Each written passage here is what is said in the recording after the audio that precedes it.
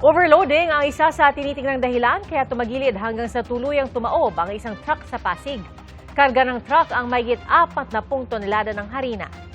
Saksi si Jamie Santos. Patagilid na bumagsak ang isang trailer truck sa intersection ng Shaw Boulevard at Pioneer Street sa barangay San Antonio sa Pasig pasado alas 10 ng umaga. Matapos umano itong mawala ng balanse habang paliko pakaliwa patungo Shaw Boulevard westbound lane. Kwento ng driver ng truck, galing siya sa kanilang warehouse sa Pioneer at patungo sana ng Pulilan, Bulacan. Hindi naman daw mabilis ang kanyang takbo kaya nagulat din umano siya nang tumagilid ang minamanehong sasakyan. Pero duda raw niya. Nagulat na lang ako may kumalabog siyempre, pumreno ako na tsaka ako kinabahan, akala ko mayroong naipit ba, gano'n. Kasi nakita ko na sa side mirror din na bumaliktad. Pero hindi ko siya talagang matulin. Mabagal lang. Sa tingin ko, posibleng sa gulong siguro, gano'n na pumutok. Pumutok din kasi yung gulong. Saan bahagi, sir, yung pumutok Dito, na dito. gulong? Sa likod? Yung tractor, sa likod. Batay sa inisyal na investigasyon ng Pasig Police, kargado ng tinatayang 1,600 na sako ng harina o humigit kumulang 41 tons ang truck, dahilan upang tumagilid ang flatbed nito. Isa sa mga tinitingnang anggulo ng mga otoridad ang posibleng overloading o sobrang bigat ng kargamento nito.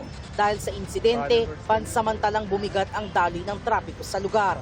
Ang cost ng traffic natin about dyan sa truck, gumagawa kami ng about na ibang ruta na pwede mapaluwag namin o saan ibang dapat way na sa natin nilalagay para mabawas-bawasan yung volume. Agad namang rumesponde ang mga otoridad upang alisin ang tumagilid na truck.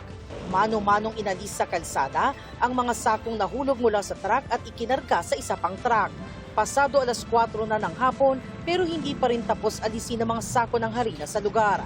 Kaya pinapamadali na ito para di na makadagdag sa bigat ng daloy ng trapiko. Sana matapos na maaga, mabigyan tayo ng magandang balik normal yung daling traffic. Baka po mabutas. Katulad po, sako po yan, harina. Baka mag-apekto pa lalo yung usok o tinatawag na parang moist na ng harina natin. Sa kabutihang palad, wala namang naiulat na nasaktan sa insidente. Bagamat nagdulot ito ng hindi pa matukoy na halaga ng pinsala. Patuloy naman ang investigasyon ng mga otoridad para malaman ang tunay na dahilan ng pagtaob ng trailer truck. Ako si Jamie Santos, ang inyong saksi.